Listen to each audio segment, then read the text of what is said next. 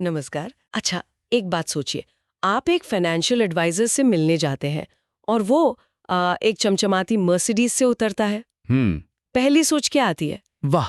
ये आदमी तो पैसा बनाना जानता है, यही मेरे लिए सही है। बिल्कुल। आज हम लेखक संचित तकसीली की किताब द ट्रूथ अबाउट इन्वेस्टिंग के सहारे इसी सोच की आप कह सकते हैं चीर फाड़ करेंगे। हाँ, और ये बहुत जरूरी भी है, क्योंकि ये जो सोच है ना कि अमीर लोगों के नक्शे कदम पर चलो तो तुम भी अमीर बन जाओगे, हाँ। ये निवेश की दुनिया में एक बहुत बड़ा एक जाल बन सकती है। जाल कैसे? देखिए, सलाहकार की वो महंगी गाड़ी, आलीशान घर, ये सब देखकर ना एक भरोसा सा बन जाता है हाँ, एक विश्वास तो बनता है। कि जो खुद इतना सफल है वो हमें भी सफल बना देगा। ये एक तरह का मेंटल शॉर्टकट है।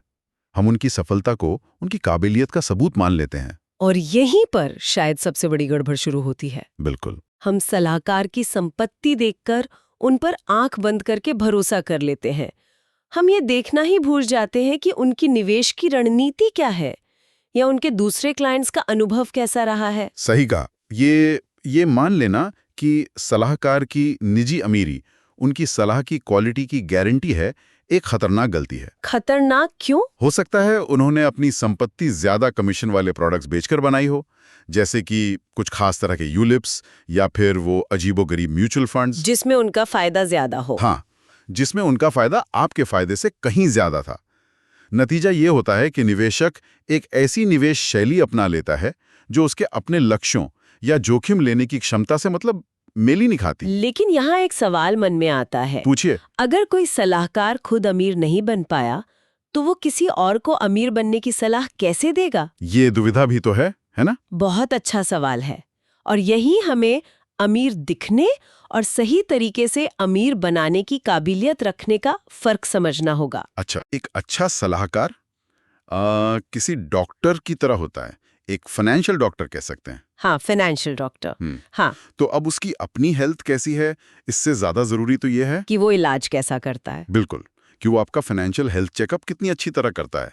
क्या वो आपकी पूरी स्थिति को समझ रहा है? मतलब सलाहकार की बड़ी गाड़ी देखकर फैसला लेना एक जाल है। तो फिर एक निवेशक इस जाल से बचे कैसे?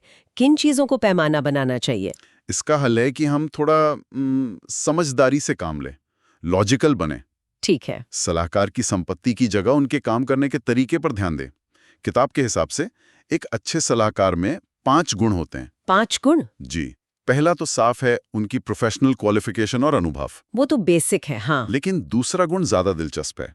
वो आपके वित्तीय डर और शक के लिए एक अच्छा कोच होना चाहिए। ये कोच वाली बात बहुत जरूरी है। मतलब सिर्फ ये ना बताए कि क्या खरीदना है, हाँ, बल्कि ये भी समझाएं कि जब बाजार गिरे तो घबराना क्यों नहीं है। वो आपकी भावनाओं को भी समझे। ठीक कहा। तीसरा, वो आपके लिए कस्टमाइज्ड रणनीति बनाए। एक साइज सब पर फिट नहीं होता। बिल्कुल, वो ये देखे कि आपके लक्ष्य क्या हैं। चौथा, वो प्रैक्टिकल सलाह दे जो आपकी असल जिंदगी से जुड़ी हो। और सबसे जरूरी 5वां गुण, वो क्या है? वो नैतिक हो, एथिकल।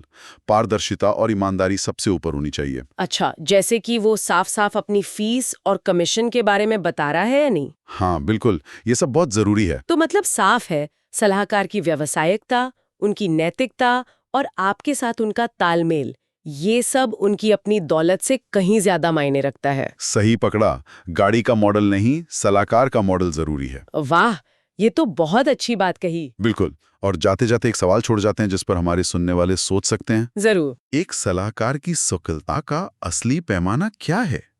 उनकी अपनी कुल संपत्ति या फिर उनके सबसे कम सफल क्लाइंट की वित्तीय प्रगति?